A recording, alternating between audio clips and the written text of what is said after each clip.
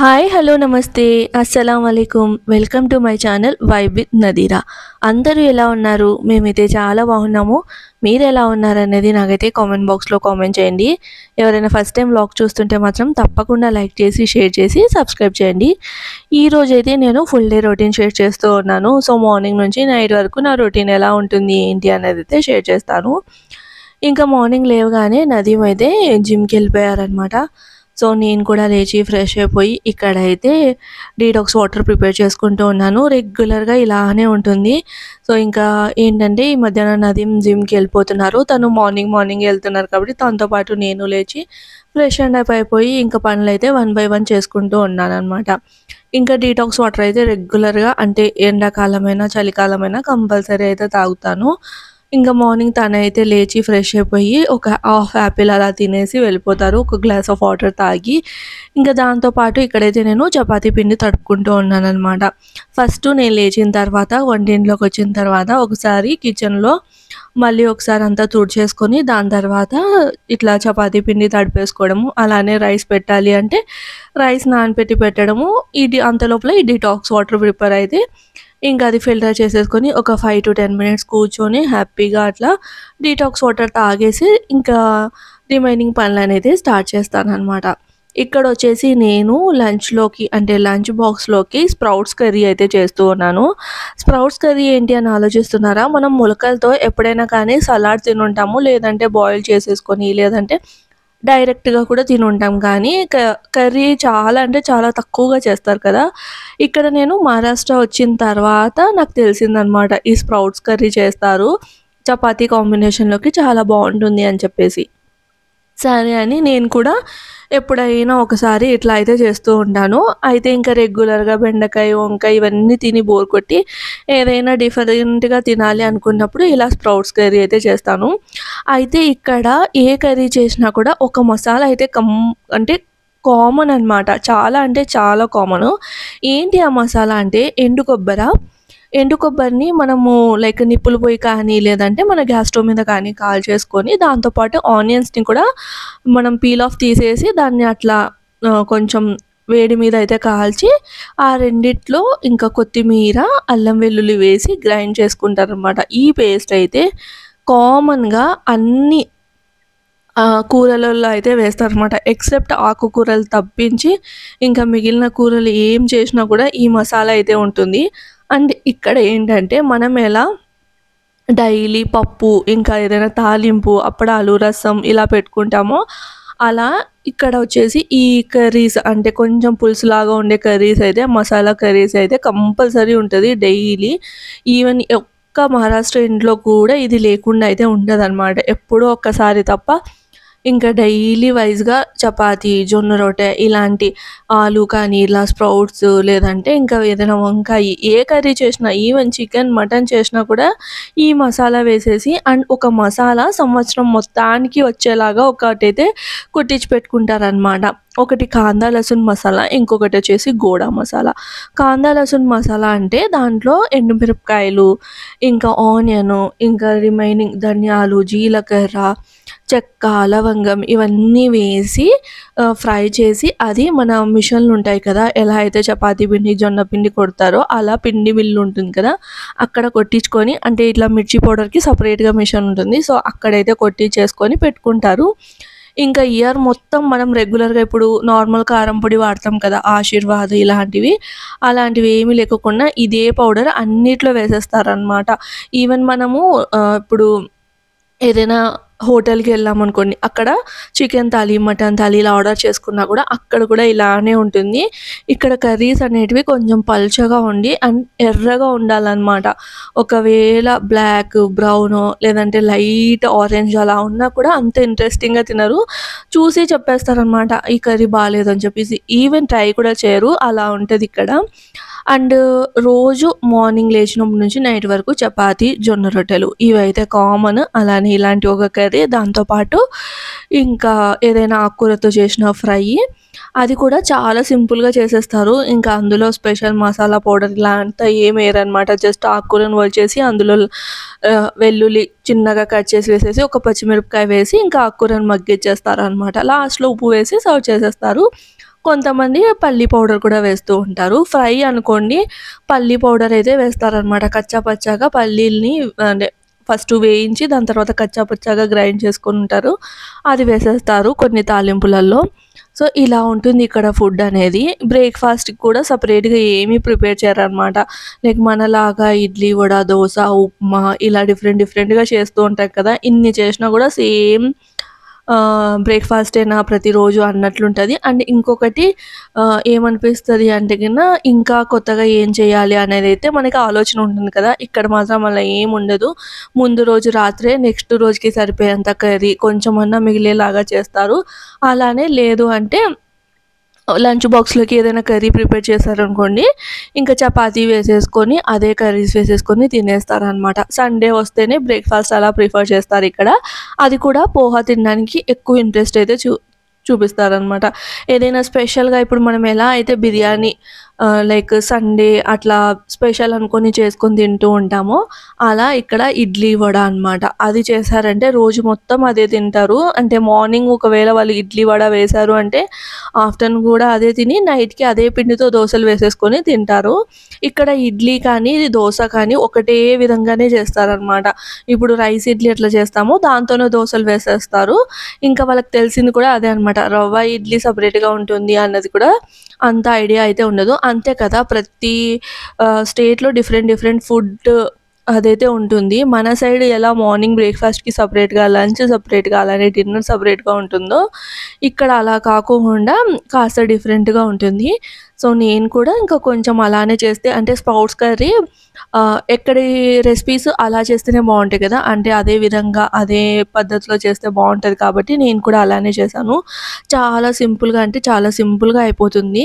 చెప్పాను కదా! ఎండు కొబ్బరి, ఆనియన్, ఇంకా కొత్తిమీర, దాని తర్వాత అల్లం వెల్లుల్లి ఇవి గ్రైండ్ చేసిన పేస్టు.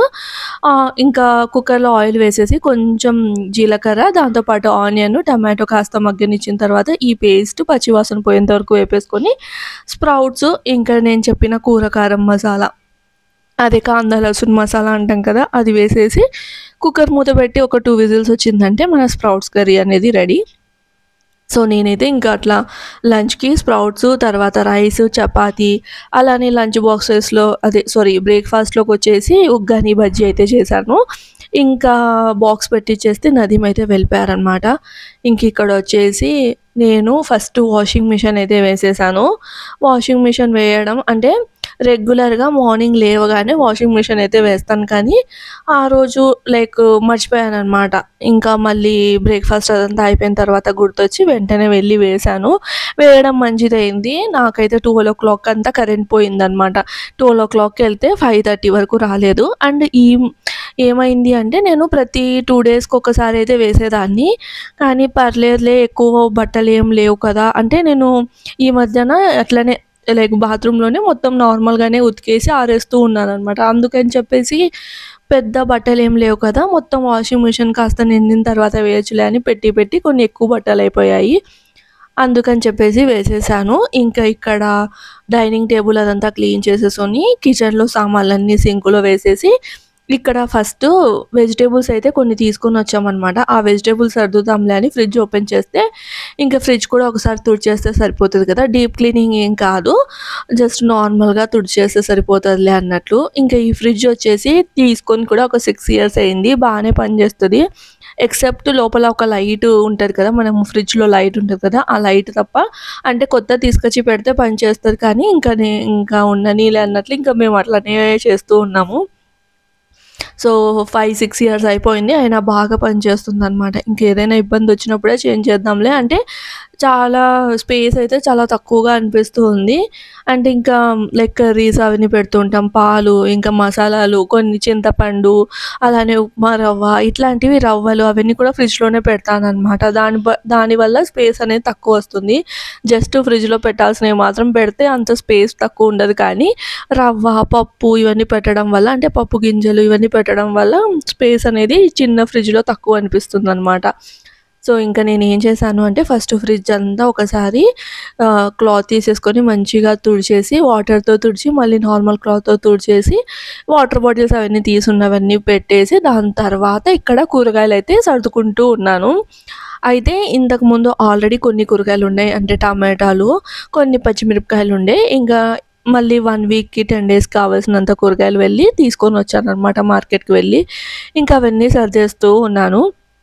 అయితే నేనైతే రెగ్యులర్‌గా మళ్ళీ సెపరేట్ ఆర్గనైజర్స్ అవన్నీ ఏం తెచ్చుకోలేదు. లైక్ ఏంటి అంటే చిన్న ఫ్రిడ్జ్‌లో ఇంకా ఈ ఆర్గనైజర్స్ ఇవన్నీ పెడితే ఆహ్, ఎందుకులే అన్నట్లు పెద్దది ఎప్పుడైనా ఫ్రిడ్జ్ తెచ్చుకున్నప్పుడు కరెక్ట్‌గా ఆర్గనైజర్ బాక్సెస్ ఇవన్నీ తెచ్చుకొని సెట్ చేసుకోవచ్చులే అన్నట్లు ఇంకా కవర్స్‌లోనే పెట్టుకుంటాననమాట.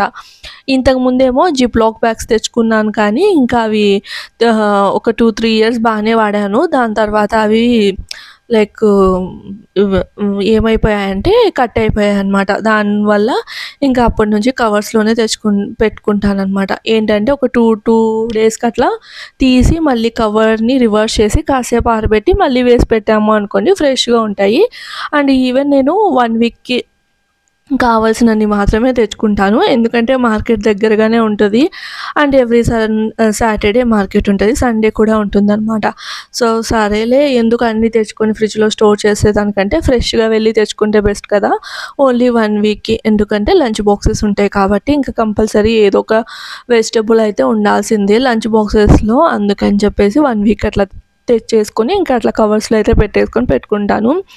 కరెక్ట్‌గా నేను ఫ్రిడ్జ్ క్లీన్ చేస్తున్నప్పుడు కరెంట్ అయితే పోయింది. 12:00కి పోయిందనమాట. అయితే ఈవినింగ్ 5:30 వరకు రాలేదు. అస్సలు వేడి చెప్పనవసరం లేదు. ఈ ఎండాకాలంలోనే ఎందుకు కరెంట్ తీసేస్తారో ఏమో అస్సలు అర్థం కాదు. ఈ పవర్ కట్ ఇంకా మొత్తం ఇట్లా మన ఊర్లలో అయితే ఇండివిడ్యువల్ హౌస్ అవన్నీ ఉంటాయి కాబట్టి బయటికెళ్ళి కూర్చోవచ్చు.